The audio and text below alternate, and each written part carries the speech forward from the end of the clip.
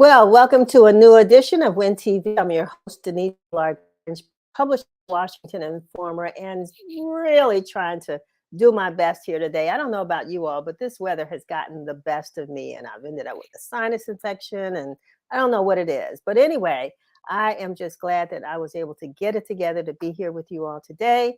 And I hope you're doing okay. You know, this weather has been, it's not the weather, it's the air. These forest fires up there in Toronto and in Canada, you know, that have impacted the whole East Coast, really shut down a lot of things over the last couple of days. Flights have been delayed, outdoor events have been canceled or delayed, all of that. So, you know, I'm just happy that today we see some clearing, that the smog or that smoke that we've had in the air is getting is going away.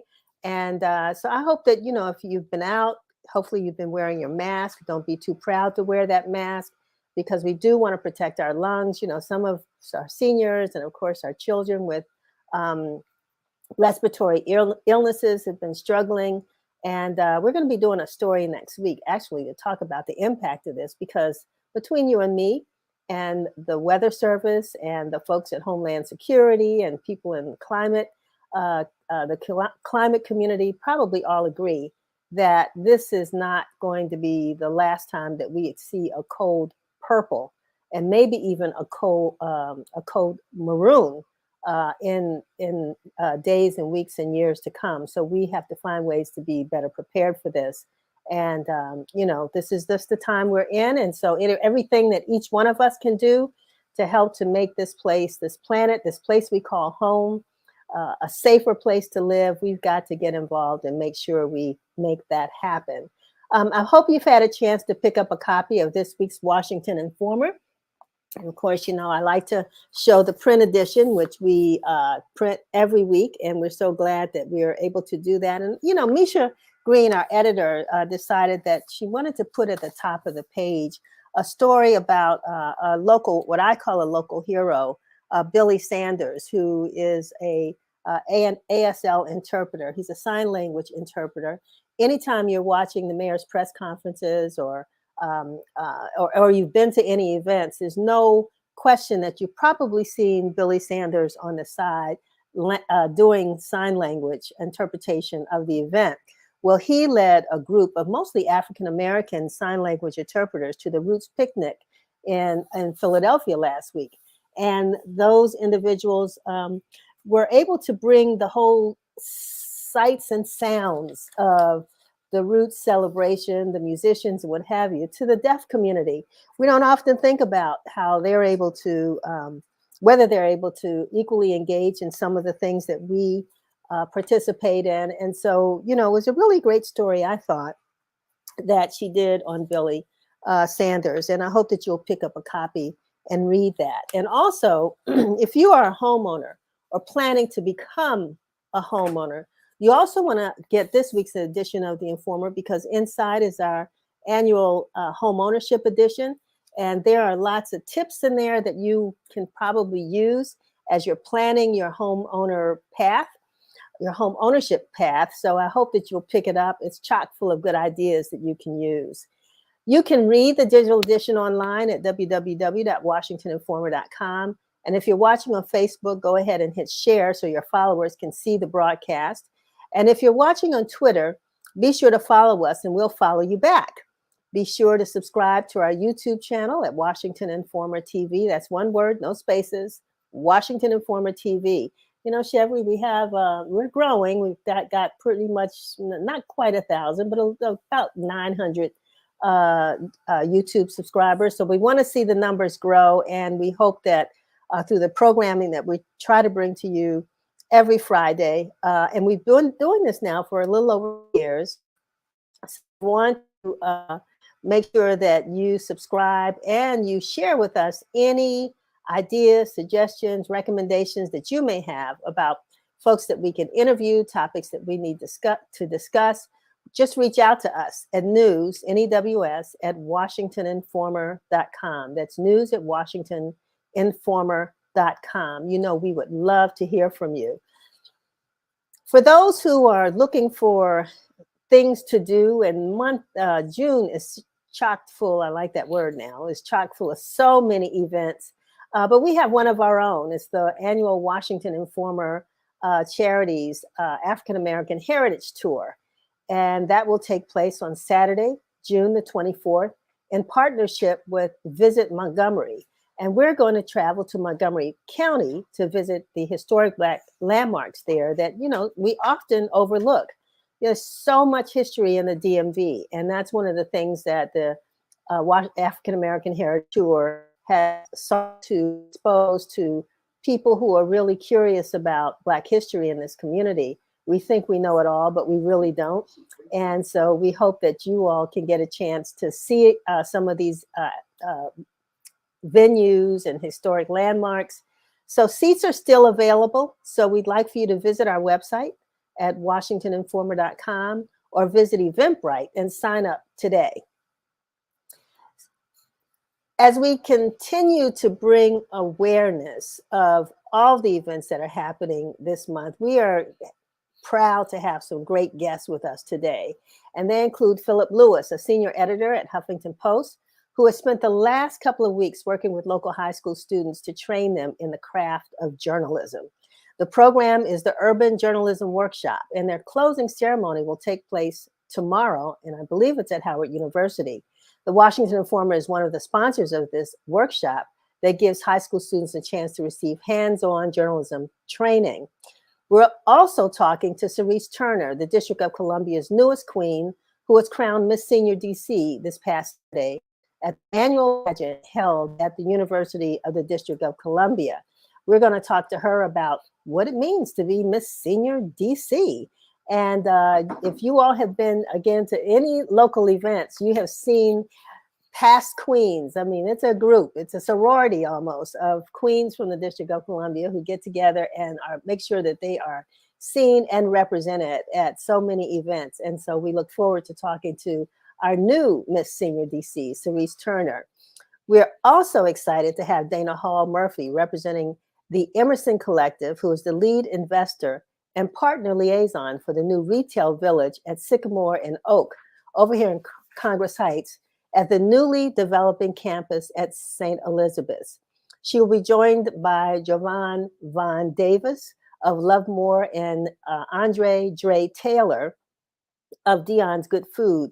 These are just two of the businesses that will be in operation at the village that will be opening soon, and you will want to patronize them and see what this village is all about.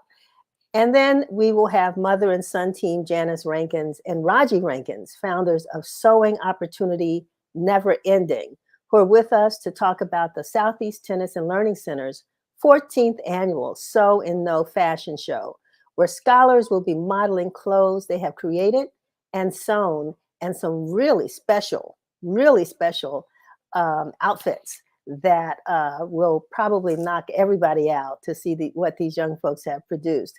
So we're looking forward to a great show. Don't go away. We're going to step away for a second so we can get our weekly newscast by Curtis Knowles. This is WIN TV News, bringing you the news that matters. A near-deafening boom heard far and wide across the District of Columbia and large parts of Maryland and Northern Virginia sent the region into a frenzy. An unresponsive pilot in a small plane carrying 4 passengers flew over the district's tightly controlled airspace on Sunday, causing the U.S. military to send the F-16 fighter jets at supersonic speeds to approach the wayward aircraft. The fighter jets caused the sonic boom, or a thunderous noise resulting from the planes moving faster than the speed of sound. The Federal Aviation Administration reported that the small plane originated from Elizabethtown, Tennessee, with MacArthur Airport in Eastern Long Island, New York as its destination. However, without explanation, the aircraft made a sudden U-turn and flew over the nation's capital, eventually crashing in Virginia at about 3:30 p.m. Authorities believe all 4 people on the plane died, and the search and recovery team is expected to continue to look for the bodies while officials determine exactly what happened. From Maryland to the Canadian capital, a mammoth-sized cloud of smoke spewed by Quebec's wildfires have left millions of residents at risk of breathing unhealthy air. More than 75 million people in the eastern U.S. are under air quality alerts as of Wednesday due to the smoke, which made iconic skylines disappear. The heaviest smoke on Wednesday is expected to hit the Northeast, through the Mid-Atlantic, and down to the Carolinas. And smoke conditions in those regions could last as long as through Thursday.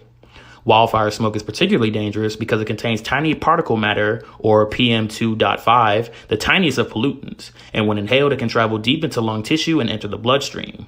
It comes from sources like the combustion of fossil fuels, dust storms, and of course wildfires. It has been linked to several health complications, including asthma, heart disease, and other respiratory illnesses. Microsoft has agreed to pay the Federal Trade Commission $20 million for collecting personal information on Xbox players younger than 13 and not properly informing parents. A spokesperson for Microsoft, who owns the Xbox series of video game consoles, said the company, quote, is committed to complying with the order. The settlement was announced Monday and must be approved by the federal court before taking effect. According to the FTC, Microsoft stored information from 2015 until 2020 on around 10 million people, including children, who started to create accounts and gave some information but never completed the process. For children younger than 13, Microsoft offers a special type of account which requires parental consent. But in the years that the FTC alleges that the company violated the order, the tech giant only prompted players under the age of 13 to get their parents' consent after they had already entered the other information.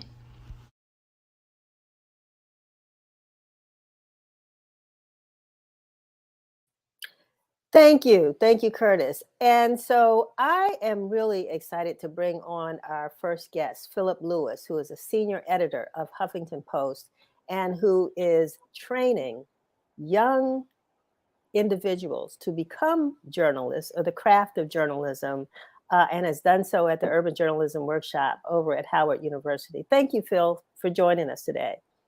Oh, thank you. Thank you for having me. Now, I'm going to start back with you. You told me earlier you started at Huffington Post in 2015. Mhm. You must have been 15 at the time, and I'm just trying to compliment you on how youthful you look. But when did you get into journalism? Yeah, so I got into journalism in 2015. I was an intern. I was a fellow in the DC office. I packed up my car. I used to teach. I was a teacher. I taught 5th grade and 7th grade. Okay. It's too long of a story to get into, but I ended up getting into journalism, and everything I learned about sort of the field and how to become a journalist, I learned during my time as an intern at HuffPost in 2015, right in the middle of the Trump campaign. So as you can imagine, that's a a great time to do it. And as an intern, what kind of work did they have you doing? Yeah, so luckily I was doing more than just getting coffee and things. I was let's see. So I actually was learning how to write a story. I mean, I didn't go to journalism school, so everything that I learned about the field, I was learning literally outside on on the street or wherever we were doing stories. I was going to the Hill and interviewing senators, participating in scrums. Oh my goodness, I was shadowing our other reporters who were going to different places and just figuring out how to structure a story and write a story, and that's that experience has really showed me that the most important thing we can do as journalists is not just to publish our own stories, but actually to help the next generation of journalists behind us, because that's what we're supposed to be able to do, especially journalists that look like us. Right. I mean, it's interesting that you say you didn't go to journalism school. And when I think back to so many of the, particularly in the Black press, so many of the founders of newspapers across the country, they never went to journalism school either, but decided that stories needed to be told and decided to engage in publishing. I know my dad was one of those. But I did go to journalism school. And as I work with young people right now, is going to class, speak to classes, a lot of students really don't know what we do. They don't know anything about the craft of journalism. So I'm curious, you had how many students in your program this summer? Yeah, so we had 14 students, and this is our 37th year of the Urban Journalism Workshop. Wow, that's amazing. And I was a co-coordinator, and along with Denise Douglas. We were both co-coordinators this year, and we were just excited to have the students. So, I mean, when they get into the program, I mean, do they just apply and say, yeah, I want to be in this program? And do they actually know what they're getting into? Yeah, so we encourage every student that's in the DC area to apply. They can find it on our website, which is just UJW online, I believe. But yeah, I mean, they apply. We expect them to fill out a form that we offer to them. They have to fill out questions. They have to sort of like essay style questions, just explaining why they want to do this program. What about the journalism field is interesting to them. We just want to be able to see that they are actively interested in pursuing this. At least pursuing it for now. Obviously, we know that students they're they can change. I was undecided myself in college, and I changed my major a million times. But the students that we usually get have interest in the field and actually have quite a bit of experience. Even at their young ages. So and we expect them to get a letter of recommendation from a teacher or advisor. So it's a pretty robust application process, actually. So if you could sort of glean from some of the applications about why students wanted to do the workshop, or what their career aspirations are, or why they were interested in journalism, were there any themes that you saw that you could share? I think I'll bring up one of our students, Savannah. She has a program at her school. I believe that she has a program at her school, Bowie High School. And I believe that her journalism program at the school actually has helped kind of like guide her, because she actually has quite a bit of experience as far as, writing stories and actually being kind of in that space. So some of the students that come to us actually have some experience just through their own high schools, and I can't quite remember if my school had a journalism program or not. If it did, I wasn't paying attention to it. But if it did, I didn't know about it. But yeah, I think that a lot of the students are actually hyper aware, and I think that this is just the social media era as well that kind of helps out with that. But they're able to kind of see what journalism is like in a way, kind of in a weird way, just because of social media and the access that they have. Yeah, and that's the other thing. I don't know if it's been your observation before we get more into what the program included, but I know that urban schools, particularly in the District of Columbia, places like that, often don't have as expansive journalism programs as maybe suburban schools may have. And so in the District of Columbia, I have seen sort of a dwindling of journalism programs, although there are a few standout teachers who are really trying to get something to happen. But, if they put out a newspaper, it's maybe once a year, as opposed to in other places where there's a constant cycle of production. And of course, journalism's changing, right? So, I mean, the print issues that we're doing now, I don't know if schools really do that anymore. But it's I don't know, is that why this program was launched? One, because well, tell me, why was this program launched 30 some years ago, and why do you continue to do it? Well, I think that I wasn't around for when the program was launched, but You're right. I mean, the program it's something that will always seem to be a need, right? Like there will always be a need for underrepresented stories to be told, underrepresented reporters to make their stories and their presence known in newsrooms.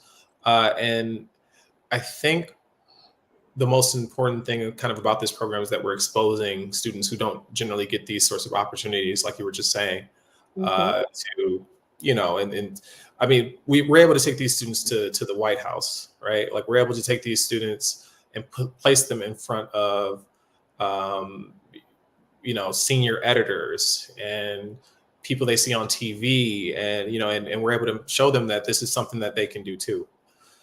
So it's whether you're talking about 1986 or 2023, there are more avenues for people to produce their news and online or different things like that. But these newsrooms have always been predominantly white, right? Or they've never been enough black people in these rooms and in these newsrooms.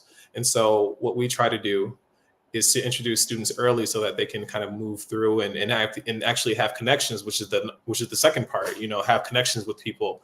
So like when they're moving through the career, they can come back and talk to me or talk to people like yourself or, other newsroom leaders, and they kind of just know kind of how to operate and how to move through this field. And I am these high schools, right?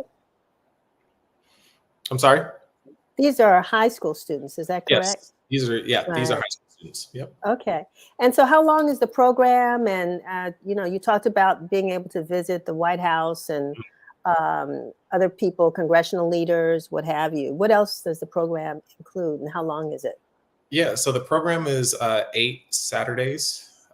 So we take out, our Saturdays. It's our closing ceremony is actually tomorrow, Saturday at 11 o'clock, I believe, at American University. We do our classes at American.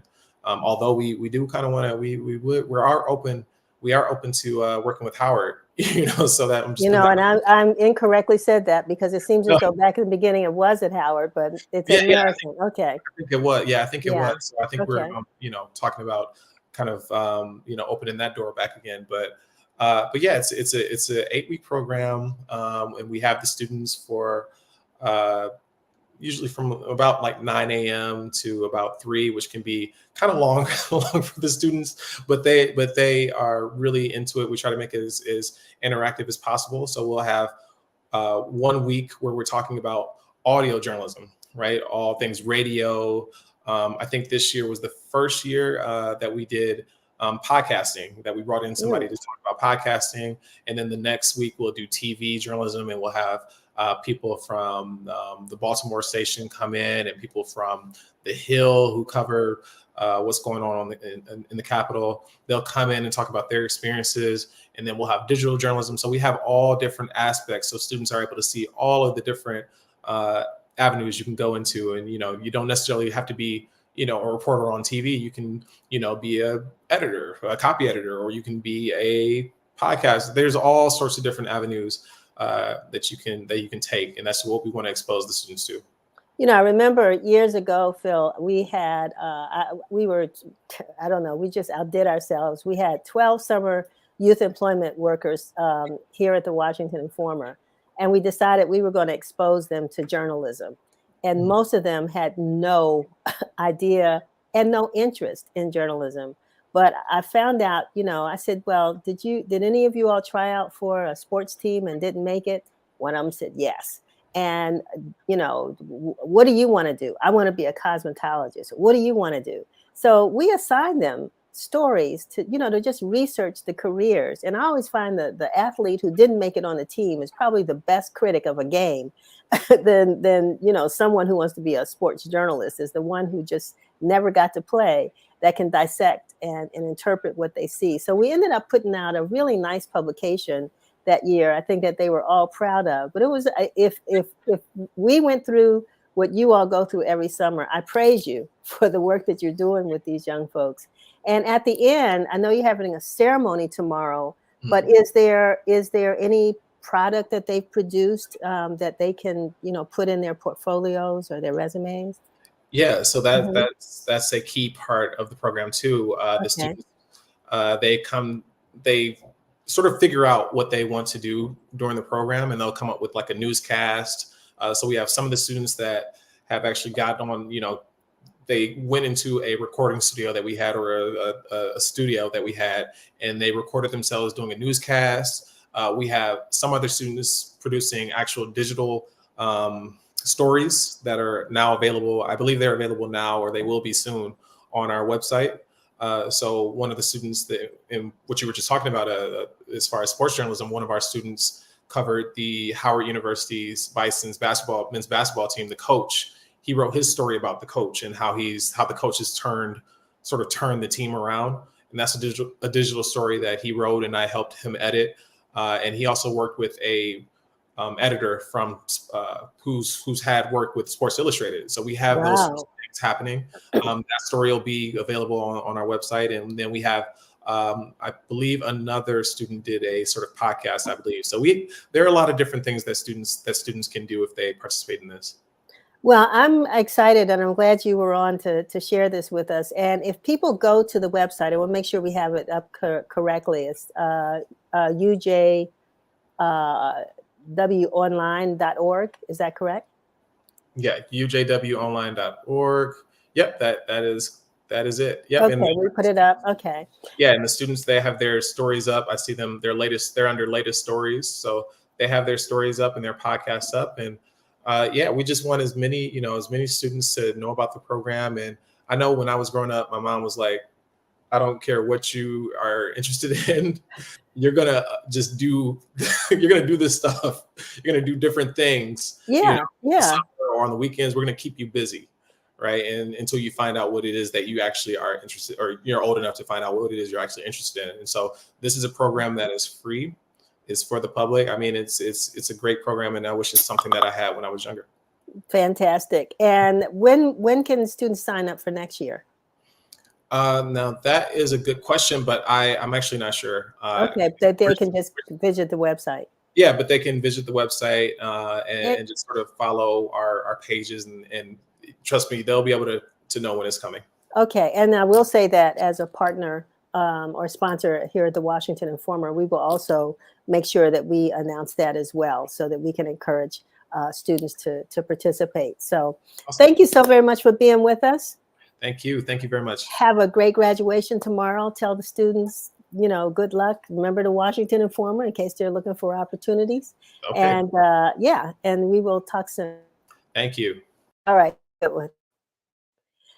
So yeah, one of the things he said, which I think is really cool, when kids are young, and particularly if they're free programs, put them in them, enroll them, get them involved. They don't have to, you don't have to make them select a career at 14, because who knows, but expose them to everything that they can be exposed to.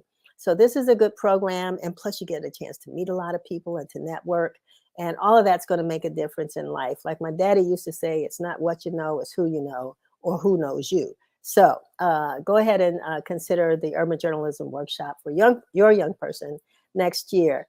Now I'm happy to bring on Dana Hall Murphy, Jovan Davis, and Andre Taylor, who are going to talk to us about the retail village at Sycamore and Oak. But let's watch this video. This space out here can hold 1,000 people. And look, Greg is also, in addition to being one of the small businesses, he's our experience manager. So what that means is he's going to be not hosting himself, but putting together different karaoke nights, live music nights, financial literacy nights, wellness. We fit in friends. We point that with Joe, and maybe bringing in a yoga person every week. We want to have Sunday service and bringing in different religious speakers to give a word or a prayer. We're going to have brunches here. And so we're really trying to activate the space. And that will not only drive traffic to the businesses that are being incubated and starting out so small, but also it's going to bring the community in and just give them, something that they've not had here on a consistent basis in a long time. And so we're really, really excited to just make this a hub for joy and wellness.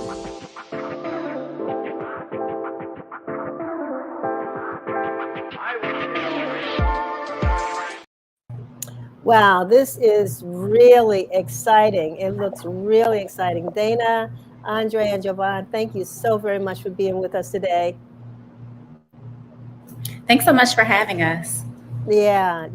Dana, I'm going to start with you because, you gave us an interview that was a press conference that was held, last week?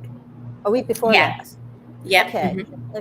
And so tell us a little bit more about, one, the Emerson Collective, but also what this Sycamore and Oak Retail Village, what folks can expect when they go. Sure. The Emerson Collective is a social impact organization, and we are really committed to helping people and supporting people to get to their full potential. And we're partnering with Red Brick on this Sycamore and Oak project. And so before I get into what people can expect, I just kind of want to start off by giving your viewers a sense of what the retail village at Sycamore Oak is. Okay. Before any construction was done at this site, we actually partnered with the Congress Heights Community Training and Development Corporation to survey over 350 Congress Heights residents. And what we heard was that people were interested in fresh food, they were interested in fitness and wellness and retail. And so we really co-created with the community, Sycamore and Oak, to develop and answer the call of everything that we heard that they said that they wanted, and we're extremely proud of it. And so what visitors can expect is some of the most talented entrepreneurs here in the city are going to be here at Sycamore and Oak, and a shopping experience that includes everything from retail, apparel to fitness. You know, one of the things that I will also say is that, you know, as a business owner in Congress Heights or in Ward 8, I mean, retail space is at a minimal, you know, for even people who wanted to open up small businesses here. There's just really very few locations for them to do this. So I think this addresses that lack as well, which is really exciting. And so, but was that one of the things that some of the business owners found as well, that, you know, I want to open up, but where's the space? Andre, Jovan, you want to address that? Hey, I'm sorry. Yes, here's the space right here. It's been a long time coming, and we finally have the opportunity. And the space is big and beautiful. It can accommodate a lot of people, a lot of different types of people, and we're really excited about it. Jovan, how about you? What are you going to be doing there? I'm gonna just be, continue to spread love in our community, spread love in the retail village, and also just bring positive vibes, high quality clothing that's straight from Washington, D.C. and the Ward 8 area. So you produce produce clothing. Is it kind of casual? Tell me a little bit about your business, Jovan. Yeah, so about Love More, we come from Washington Highlands area. We do a lot of work in Ward 8 and Ward 7. And, we came about by helping, young men and women in the community. We had started a real talk session where we have a circle of young men who became vulnerable. We created like a brave space, so these young men became vulnerable. And one young man, he said, "The hate is a new love," and it was a track or a lyric that came from Wale's song. And I was like, how did we get that disconnected? That hate is cooler than love. So how can we find a solution to that problem? So we started putting hearts on our sleeves, so Black men can express themselves more. And so I created the clothing brand called Love More, so we can express ourselves more, make our community stronger and better. Well, I like Love More and food. I mean, that should erase some of the problems that we're having in our community. Andre, talk a little bit about Dion's Good Food. What are you all going to be dishing out there? So you know us from Cheers at the Big Cheers. We're infamous for the crab fries. We're like the original people with the crab fries here in Washington, D.C. in the area. And we're bringing that back to Sycamore Oak, and we're excited about it. If you don't know, I have the world's best fried chicken. So that's something we're looking forward to serving. I need you to say that one more time, Andre, because we missed it. When you talk about the worlds, I want to make sure we all hear that. Not just Washington, D.C., but the world's best fried chicken. And I want to make sure you get some, Denise, on opening day on the 14th. You have to come through and support us, and we'll make sure you're taken care of with that fried chicken. The world's wonderful. Best. Okay, all right, Dana. So, is there a grand opening planned, or what is? Andre talked about the 14th. Tell us what is coming up. Yeah, we have a string of really exciting grand opening events. We do have a press conference on the 14th, as Andre mentioned. But on the 16th, we are having what we're calling a fan fest, where we're going to be partnering and leveraging the audience that's coming to see the Mystics game. And so we'll have all kinds of games, hosts, DJ, etc., all evening long, starting at 4:00. On Saturday, June 17th, we'll have a fitness event called We Fit and Friends. And so it'll be a bit of cardio and a bit of yoga. We just want to get people healthy in our neighborhood, because this is a space that is really going to be rooted in that as well. Then we have Father's Day on the 18th. We'll have a brunch for the dads. That will start at noon. And we're going to be featuring Dion's Good Food. And so we're excited to just celebrate the fathers in our community. And then finally, on Juneteenth, we're going to have a fashion event. And so we're going to have a few bands, we're going to have a few streetwear brands, and we're going to be talking about just DC culture in general. Is this a permanent installation here, going to be here for long term, and or is it temporary? What's the lifespan of this space? Yeah, it's a really, really interesting space, being a mass timber structure. But what is most interesting is that it can be disassembled, and we are going to be disassembling it in a few years. And there are plans to build and evolve this space into a 600 square foot structure. That's going to include all of the retail and the restaurants that we have here, but also adding in some of the other amenities that we've heard from the community during our survey process earlier on. And the goal is for our restaurants and for our stores to follow us into that larger structure in a few years. Jovan, I think we have a big star coming to the Mystics game next week. I don't know if folks know. I think I'm not a basketball. I don't follow, all the teams, but I think I've heard that Brittany Griner is supposed to be playing at the arena on the 16th. Do you engage at all with either the Wizards or the Mystics or the Go-Go's that are over there at the Entertainment and Sports Arena? Yeah, so we actually did a partnership, Alliance of Concerned Men. We did a partnership with the Washington Wizards, and they gave back to the community. And we partnered with them on the Stop the Violence campaign. So we also did like a T-shirt for the Washington Wizards, and we met some of the Monumental Go-Go staff, and they came out to our sites in Washington Highlands, and so we gave them the whole experience of the community and what we bring to the community. So we definitely built a relationship with the staff over there, and some of the players also for the Washington Wizards. I'm seeing behind some athletic wear. Yeah, tell us what you got. Commercial, yeah, so commercial time. Yeah, so we created this sneaker, our DC, our colors, black and gray, and the New Balance also have the reflective. So we incorporated some of the reflective designs on here. So these was created by us here at Lovemore. We will have these on sale for opening day. So make sure you all come out, support our first sneaker that we created. So we created from the top to the bottom, the sole, the midsole, the padding, the reflective, everything from the drawing to the finished product. And who is we? Who is that? So it's Dr. Bruce Purnell, Farmer Galloway, our staff. Of course me. We all had input on this sneaker. And we pretty much made it ourselves, put it in production, and here it is. That's amazing. And it's male or female? Anybody can wear it? Yes, it's a unisex sneaker. Unisex, yeah. Thank you. And old people like me? Yeah, of course. The sole is good. You can stand in these for 12 hours. and are they like a running shoe, a walking shoe, or an all around shoe? What do we do? I need to know when I do my It's pretty much all around. The sole pretty comfortable, sturdy. You can't even bend it. It's not gonna fold on you. Your shoe's not gonna crease. Okay.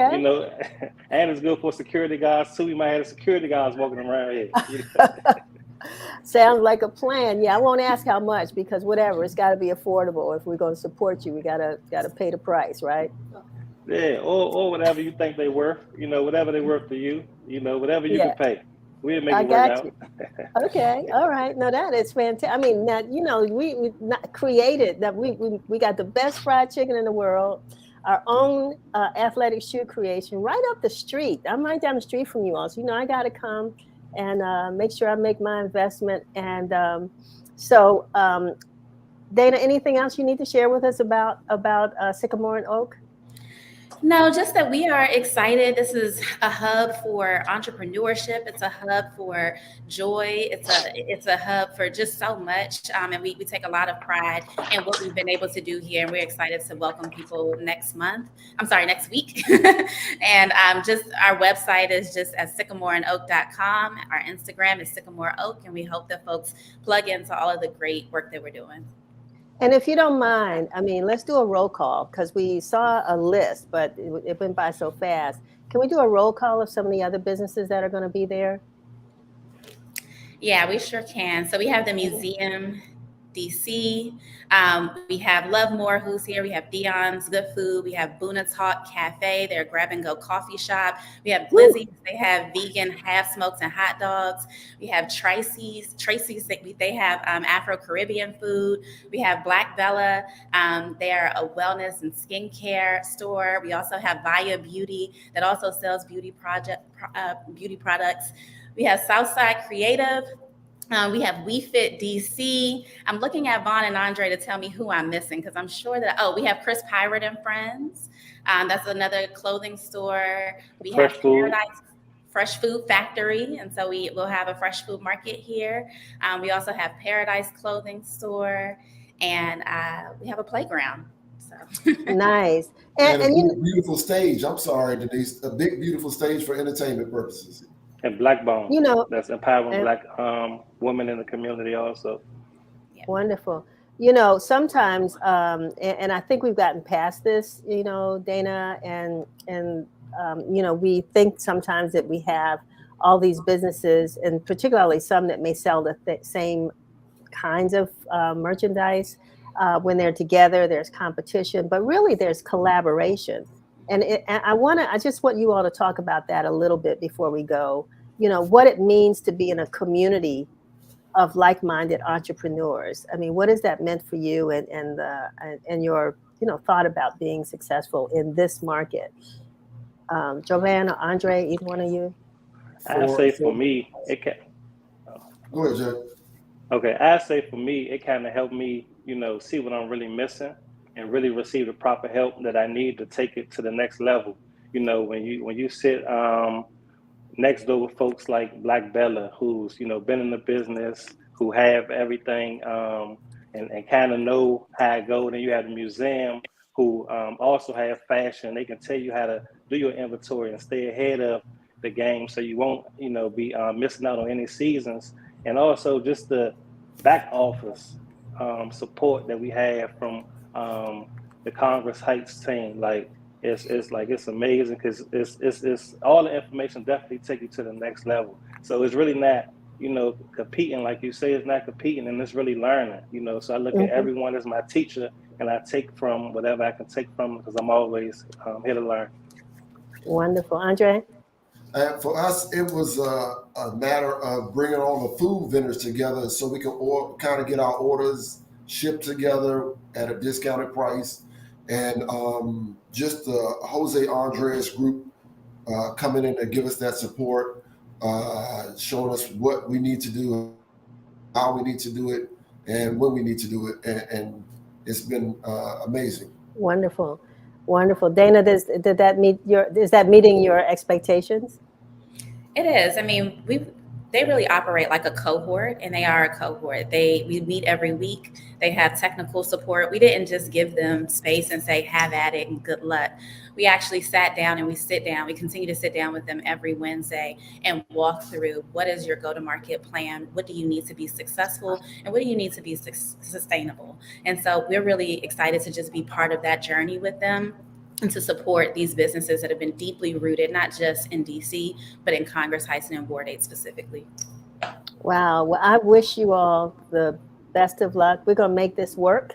We want to see you all be successful. I want to be one of your, favorite customers, as I walk out the store with my tennis shoes and get my fried chicken and everything else there, looking forward to it. So congratulations to you, and thanks for doing this, in this community. And we will be there at the grand opening. All righty. Have a great one. Thank you. All right. Thanks a lot. The grand opening of Sycamore and Oak. I tell you, if you haven't had a chance to come over to Southeast, to Ward 8, to St. Elizabeth's to see what's going on over there, if you haven't been to the entertainment and sports arena or attended an event at the Rise or any of that, you're missing out. And so now we have this wonderful venue And it looks like we want to support all of these entrepreneurs to make sure that their what do you call it? Their hopes and dreams become a success. And it's up to us to support them. So speaking of that, supporting, Cerise Turner is Miss Senior DC. She's on next, and she got there because a lot of people supported her and voted for her, and you look beautiful. Congratulations. So I need you to unmute yourself so we can hear you. Sorry, thank you. Thank you so much. That's okay. That's okay. Oh, that gown is gorgeous. Tell us about it. Well, my daughter bought me the gown online, and I had it tailored, to fit me.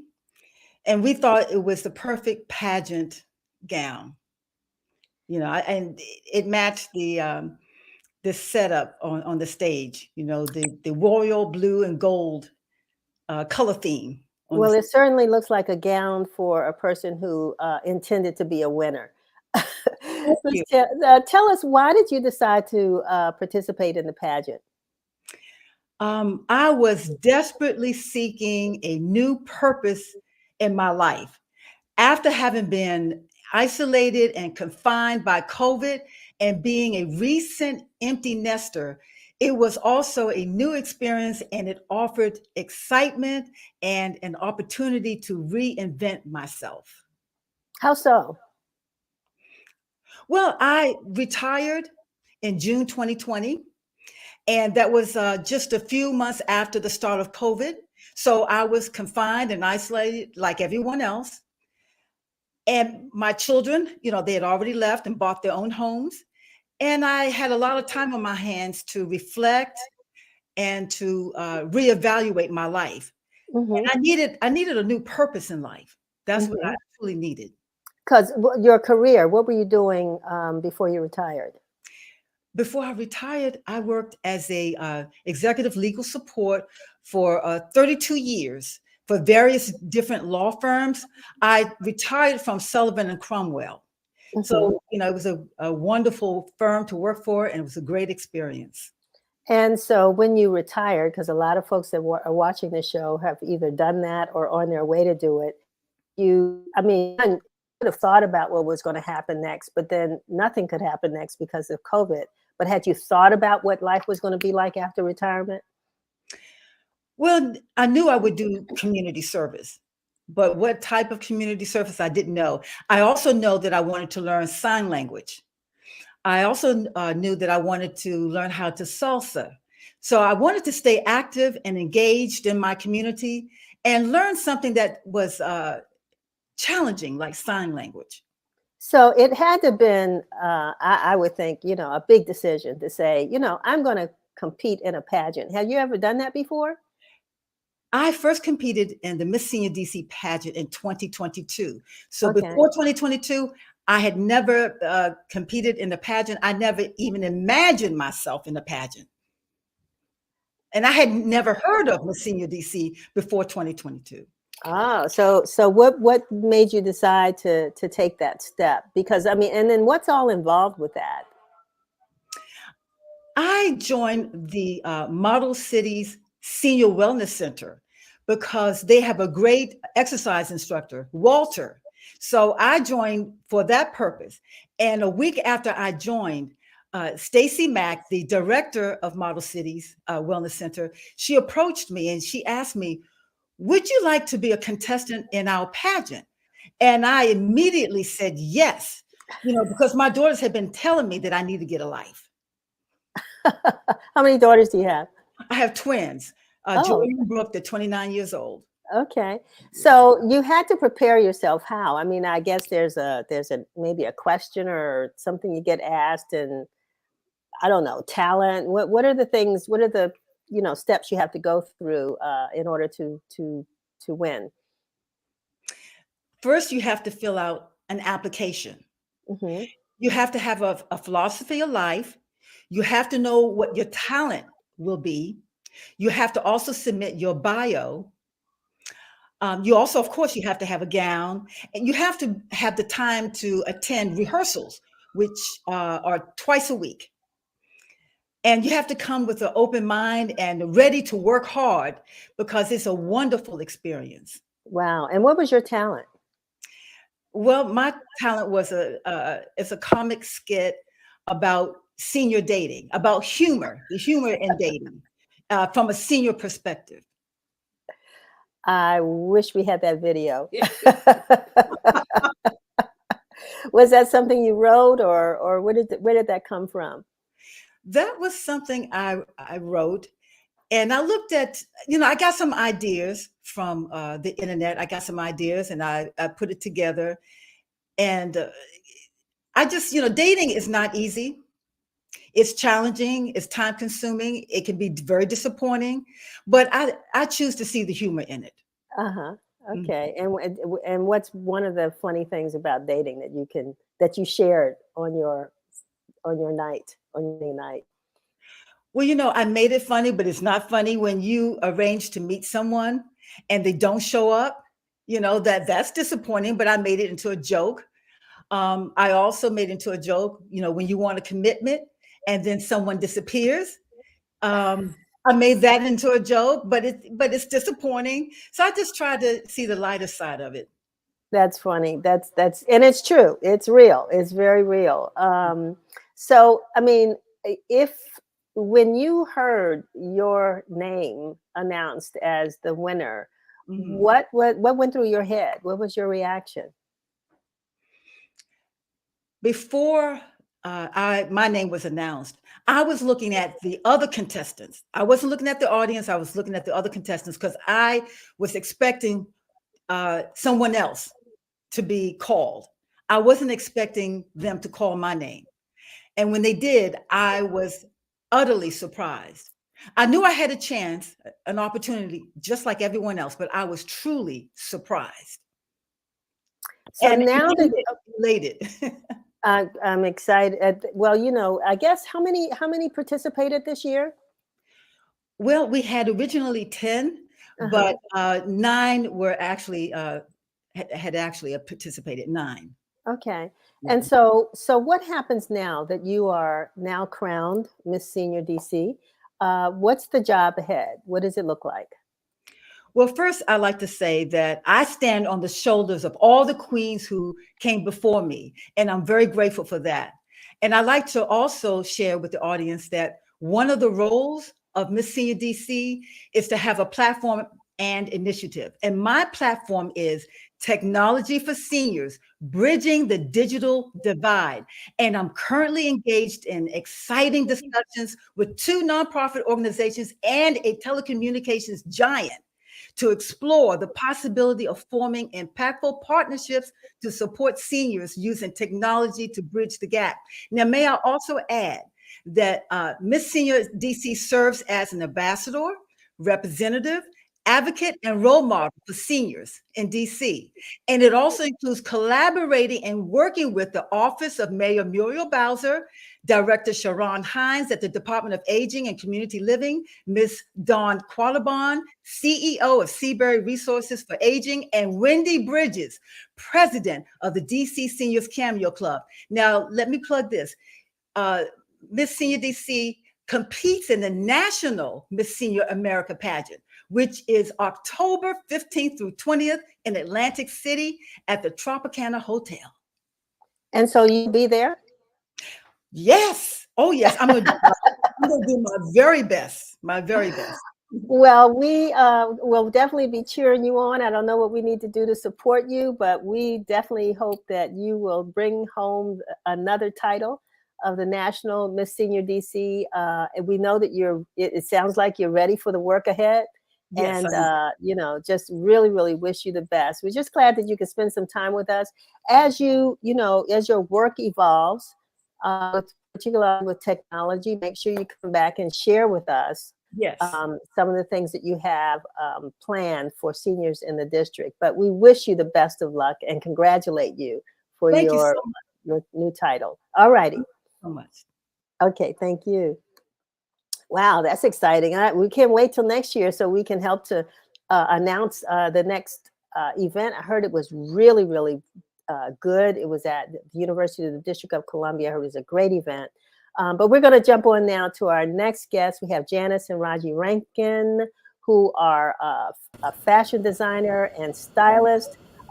They are busy. We're interrupting their schedule because they're trying to get all these fashions together. Welcome to Win TV. Thank you.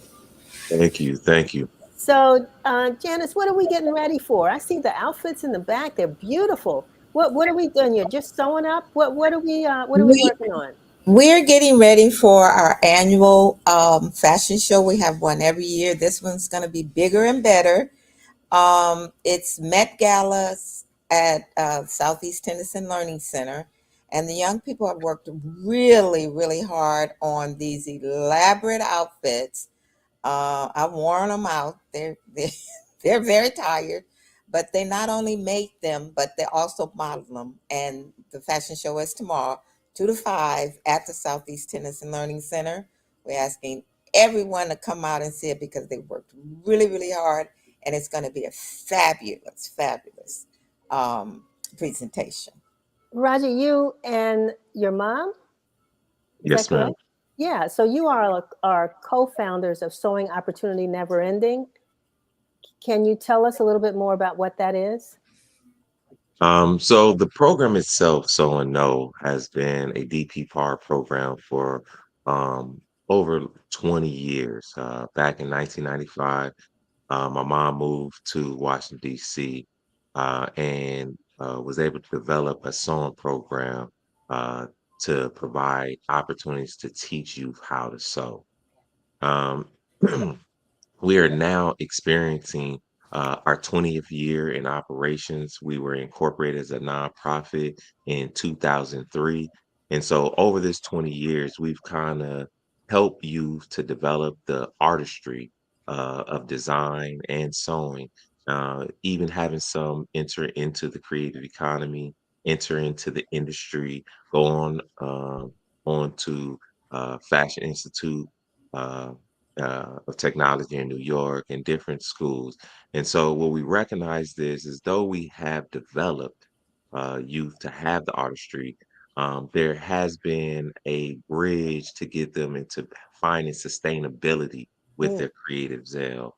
And a part of the program now, we have developed a creative art training center called DC Creative Institute that we have erected a training center on in the corridor of H Street, Northeast, 924 H Street. And so this gives the students that we create this pipeline from our 7 to 17-year-olds that go through the SONE program to then graduate into an actual program that will help them start developing what we call creative workforce that gives creatives the workforce development that they need to be sustainable as artists. And so we love what we do. And it's just a great thing to be able to just give back to the community. I think it's really unique. One, to have a mother and son team. Two, one in fashion design. Janice, what is the genesis of your interest in Raji? I mean, how did the two of you end up collaborating on sewing in fashion and fashion design? Where did that come from? Well, Raji's I've sewn ever since Raji was born. I teased you this morning. I said I probably have sewn longer than you have been living. Most people have been sewing a very long time. And Raji was on my lap and picked up pins when he was a baby. So he's always been around it. I tell him all the time when he was little, I wanted to teach him how to sew. He didn't want to learn. Now he wants to learn. But I said, when he got to be a teenager, I said, no, you didn't want to learn when you were little. So now he's helping teach others because he understands, you know, how important that is. And his son learned to sew here at the Southeast Tennyson Learning Center, thanks to Ms. Corberry, who introduced this program here at the center. And people are very, it's very interesting. They said, why is there a sewing program at the Tennyson Learning Center? And I always say, sewing is something that you will always use. You may not be a designer, you may not have a store, but you will alter your clothes. You might be out on a tennis tour and something tears, or you have to alter something. So these are skills that these young people will take and they will teach their kids. It's something they will have for life. Yeah, Raji, but what is so you how did she hook you other than you were just born in it? Again, like I said, I have been on my mother's knee since she was sewing back in Hollywood. So I am an industry kid. And so being an industry kid, I've always had a special interest for fashion. And so I definitely look at myself as a designer at heart. Um, I've had uh, probably 4 different stores, clothing stores in Washington, D.C. In my early years before kind of taking over the nonprofit called the Fresh Factory. And so a part of my hook is that in transitioning from being a store owner and then taking over the nonprofit so that I can push it to the next level, it just seemed right. Me and my mom, we have a very special bond of development, and anytime where you can have a team like this that is developing a legacy that is going to not just be for our immediate family, but then will spill over into our whole entire family to find sustainability, not just for our blood family, but for our Black family in the city. That's a no-brainer. So the hook was pretty easy. Well said. Well said. So, and I'm excited because you're talking about, the universal family in Washington, and it's a skill that we've kind of lost, but you all are helping to not only make it fashionable, fun as well. What's going to happen at the fashion show? What if folks come? What will they get a chance to enjoy? So this is a unique fashion show. One is that it's a platform that we create, a great platform we create to give youth a meaningful art experience. But we're bringing the Southeast together to really just show what it is that Southeast kids have the capability of doing, because that's what this is. This is our Southeast kids that are not only being on the runway, but they are creating styles and designs that they've created themselves to then be able to display. We will also have vending opportunities where we'll have over 15 vendors that are local and small businesses that will be able to take advantage of our crowd that's going to exceed at least 250 people. And so we look for that opportunity for them.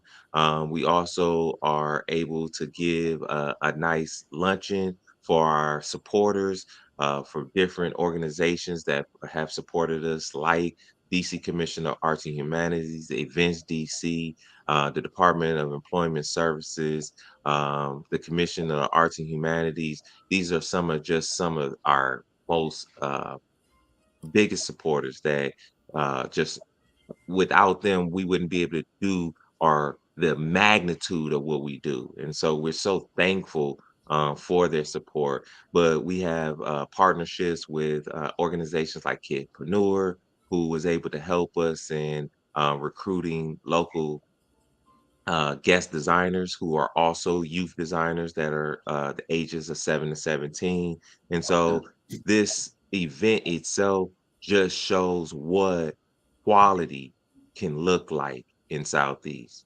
Wonderful. Before we sign off, Janice, can you talk about what we can see in your background? We see 3 outfits there that are really, really cool. Can you tell us a little bit about them? Yeah, these are just a sample of some of the outfits, and I pulled them out so you guys can see them. We have 25 young people that are in the fashion show, and so we have lots of wonderful, wonderful creations. We look using a lot of lame, a lot of glitz, a lot of glam in our Met Gala scene, which is our final scene. But like we also have 2 other scenes. We have Patch It Up, where the young people did their own patchwork and made their outfits out of that patchwork fabric. And then we also have the Roaring Twenties, where they made Roaring Twenties dresses and they made the headgear. And so they're going to be modeling those too. So it's going to be exciting. It sounds like it. Yeah. It's just going to be something to behold. So give us the time and location again. Okay, so tomorrow, Saturday, June 10th, the show will start at 2 p.m. sharp. Vending will open up for our Janice Row vending at 1 o'clock. So individuals will have the opportunity to come an hour, 2 hours before, just to see what our local vendors are selling and to participate in that. And so we just look out for everyone to come, enjoy some of what art we have. Again, I want to say thank you to our supporters. I did miss one of our main supporters, which is Miss Cora Berry from the Recreation Wish List Committee, who opens up this opportunity for us to give us that headquarters space at the Southeast Tennyson Learning Center. I also want to say thank you to Director Freeman from DPR, who consistently shows that support to us.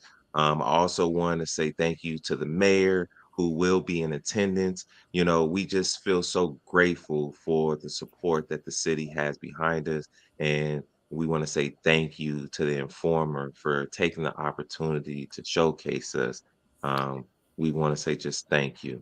Well, thank you so much. And yeah, we'd all be in trouble if we didn't mention, Ms. Berry, Cora Berry, because I mean, that is her love and passion at Southeast Tennyson Learning Center.